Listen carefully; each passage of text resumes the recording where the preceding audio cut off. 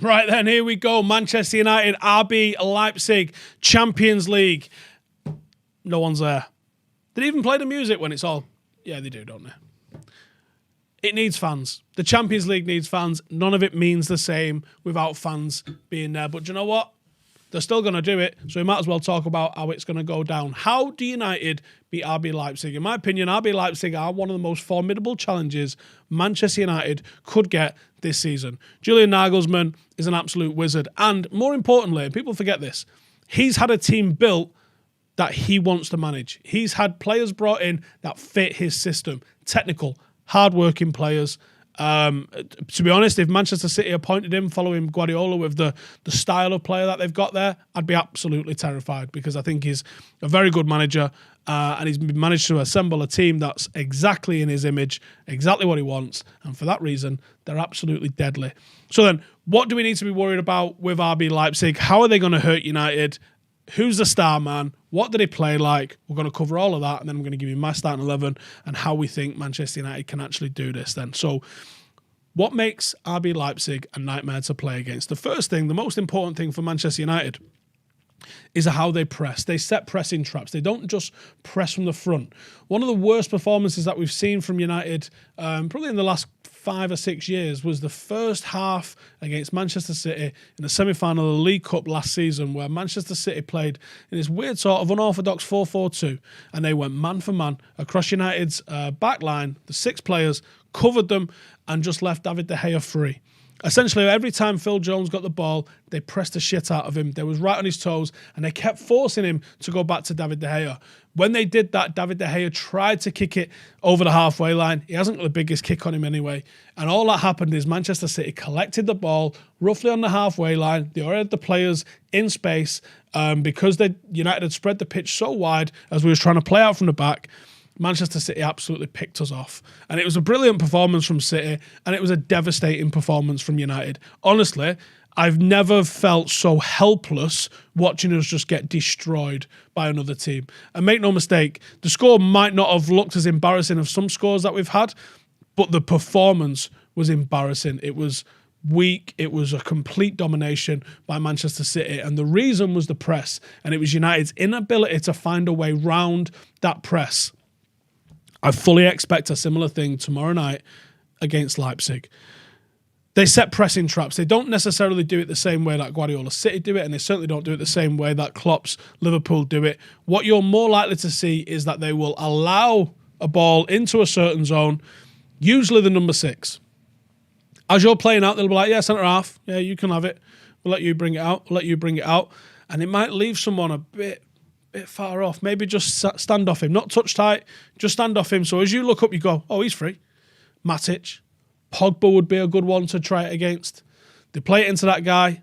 He collects the ball, and 4 people already knew that it was coming to him, and they press the shit out of him. He loses it. He struggles with it, and they turn the ball over on the edge of our final third where they're very likely to get a shot off. Leipzig also attacking numbers. You very often see 5 people steaming into the box when Leipzig are attacking, and when they win a ball high up like that, that's what they do. So United really have to work out for that. One of the worst performances I've ever seen, and if Julian Nagelsmann's worth his salt, and I think he is, he's going to be looking at that game and going, that's exactly what we can do to these lads. So pressing traps is the big one. And aside from that, fluidity in attack. They change formation in-game very frequently. That's what they like to do. They might line up with a 4 at the back. Halfway through a game, they'll go to 3 at the back and you go, hang on. When did that happen? Happens mid-game all the time. They choose players that are versatile, flexible, can play many different positions. So when he goes, Rads, we're changing it. It's probably preordained that they were going to do that anyway. We're changing it, bosh, and then they're in a different formation, and you barely even notice it because it's absolutely flawless in its fluidity and its execution. So one thing that they do is they get people forward. They get numbers forward. They will be in the box with 5 different people, wingers, the number 8s, their inside forwards, the striker. I expect they're probably going to go with Poulsen, Nkunku, Sabitzer, and they're going to cause United all sorts of problems going forward. Angelino from fullback is actually their top scorer this season. You got to watch for him. You've got to watch for him coming round. And I think that's where you go with a back three if you're United, because I think that's the only chance that you're going to get to stop him twice. And I thought, looking at how good United dealt with Mbappe and Neymar, I think you do the same thing. You try and limit what Angelino can do. Elsewhere, they're obviously got a formidable defence. It's going to be Konate alongside Deo Upamecano, two players linked with United in the past 6-7 months. Probably a midfield of Campbell, Olmo, Forsberg. Again, technical, wonderful players that are going to cause United an absolute nightmare. They went with a 4-1-4-1 against Başakşehir in the first round, very similar to how Guardiola does it. I think they'll probably go with that or a 4-3-3 against United. And I think they'll come and they'll try and hit us, and they'll try and hit us hard. And I think they've got a very real chance of doing so if United don't manage to front up against them. Now, they have got some big names. Sabitzer, Forsberg, Paulsen. All of these players are players that you go, yeah, he's the one that's going to hit us, certainly since Timo Werner's moved on. But for me, Chris Nkunku is probably the guy that's going to be the one that makes all the differences for me. This is the guy that makes them tick. Much like Bruno Fernandes is usually the guy with a final ball. This is what Nkunku does. 2 assists in 6 appearances so far this season. Almost got 3, but it's not bad. He's creating 2.83 chances. That's nearly 3 clear-cut chances per 90 minutes so far this season. The nearest teammate's Howson on 1.25. And here's the weird one. With everybody being as fluid as they are in attack, and they try and create a lot of chances, Leipzig, they take risky balls. When you look at Bruno Fernandes and you see that he's got a fairly low completion rate, it's because he's trying to make things happen, because he loses the ball fairly often in the final third, and no one cares because he's trying to make things happen. Most of the Leipzig team, Olmo, Forsberg, Paulsen, 75%, 76% pass completion. Nkunku's 85%. He is class. He makes things happen. He's certainly one that United have to deal with. So, how do we line up and beat these guys then? Well, for me, it's so obvious. We have to go with a 3 at the back. Right then, Big Dave in net. No shocks there. I'm assuming it has to be Axel. And I mean, it has to be Axel on the right-hand side of that 3. 1, he's fantastic at playing out. 2, he's an unbelievable defender. 3, he's rapid, the fastest person in this back line, which means that if United do creep up the pitch, we can definitely get back and cover the quick, pacey forwards that we'd be expecting to see against Leipzig.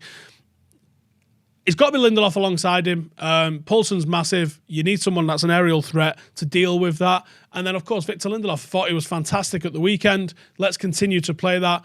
Good on the ball, covers into the channels nicely.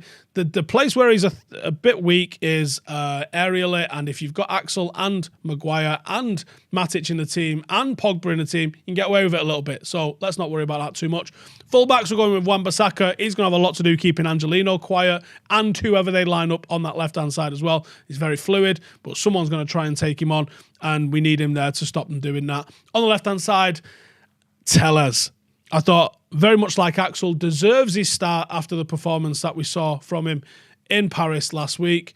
Matic and Pogba in the midfield. What I want to do is be solid and then transition quickly. You have to hit these guys on the counter-attack. That's the one place Leipzig are a little bit weaker on the counter-attack. Bruno Fernandes, he's not getting dropped. It's not going to be Donny van der Beek. I would be very surprised if it was. Tony Marshall, fresh from the weekend off because of his domestic suspension. Let's give Marcus Rashford the night off and play him alongside Cavani. Telles hits Cavani. United have got an opportunity. You play up to Cavani through Bruno or Pogba, and you let Telles, you let Marshall, you let Bruno bomb on past him, and Manchester United can get at that often exposed Leipzig defence, because that's the one way that you beat them. Hit them on the counter. Much like Manchester City's team, they're a team that presses and they're very technical. They scoot right up the pitch, even away from home. They scoot right up the pitch and you can get in behind them. And that's what Tony Marshall's there for as well. Leave Marcus Rashford on the bench, let Cavani get 60 minutes, soften them up, and then Marcus Rashford's pace is going to give Upamecano and Konate something to really think about. So, that's my 11. Let me know in the comments if you agree or disagree. I'm heading over to the Patreon group. and seeing what questions we've got from them guys. Ahmed says, would the diamond be a good idea? If I'm not wrong, Leipzig use the width flows, and with a diamond, it'll play right into their hands. No, diamond is not the answer. I think 3 at the back is the answer in this one. Angelino has turned into somewhat of a baller since leaving City, netting 4 goals. How big of a threat is he? He is their leading scorer. He is a massive threat. I think with Wan-Bissaka, though, on that side, I think United are probably all right. And with it being a 3, Axel and Wan-Bissaka, I think you're going to have as good a game against them as anyone has had against them. It's can we score at the other end? Next 2 games are at home. Can we turn around our form? I'd take a win and a draw. I'd take a draw against Leipzig and beat Arsenal. You got to beat Arsenal, can't you? No one's ever going to be happy with a draw against Arsenal. Do I have anyone that can be trained as a direct understudy to Matic? Yeah, to be fair, I think you can. And I think Jimmy Garner would be that guy, and I think Levitt would be that guy. Both of them guys are on loan at the moment. Let's see how they do after a season on loan. This is a very big key season for both of those players, but I believe in both of them, and hopefully both of them can do a decent job. Can I see Van der Beek getting more game time? Yes, but not tomorrow. Leipzig seems to have employed more possession game this season. Should Ollie treat this similar to PSG? Less like PSG, more like Manchester City, because even though I think in our heads we was like, oh, we're going to play this on a counter, we didn't really do that. We actually found possession in loads of really good pockets. We didn't really employ any sort of low block neither. I think you'll see more of that, even though we're at home against Leipzig than you did against PSG. Any updates on Williams? Not heard anything. Teller's addition is encouraging, but I'm concerned what it means for him. Seems like he'd be the type that of game that he could get a chance. I think Brandon would suit the backup role for a little bit. Obviously, Tellers and Wan-Bissaka own those spots for me, at least, anyway. Let's see what he does. Do I think Ollie will ever use the 4-3-3 again? Feel like it gives more balance to our midfield, having Pogba and Bruno as 8s. I do, yeah, and I think once Pogba's fully fit, I'd really like to see that. But it requires a very special kind of number 6, and I'm not sure who that is for United just yet. I think Matic could do it. I do think Matic could do it, but he couldn't do it week in, week out. So who does it when he's not playing? Everybody's match fit. Who's my centre-back partnership? I'm not happy with Maguire or Lindelof, but I'd probably lean towards Maguire and Axel. Do I think that a true pressing centre-forward might be useful for Ollie's desired system, especially in games like this? Yeah. I do, yeah. I think that's why he probably likes Marcus in the 2 when he can play him in there. But I think with the circumstances, here's the weird thing: you never can really take any single game in isolation unless it's a final, really, and it's the last game of the season.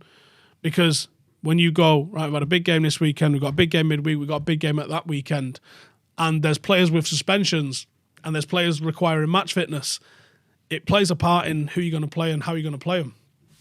That's what I think, at least, anyway. You guys let me know in the comments. If you're interested in joining the Patreon group, the link for that is in the description. They're getting like 4 or 5 videos a week now. If you're interested in joining and checking out any of those videos, like I said, check them out. It helps support the channel. And I'll see you guys in the next one. Laters.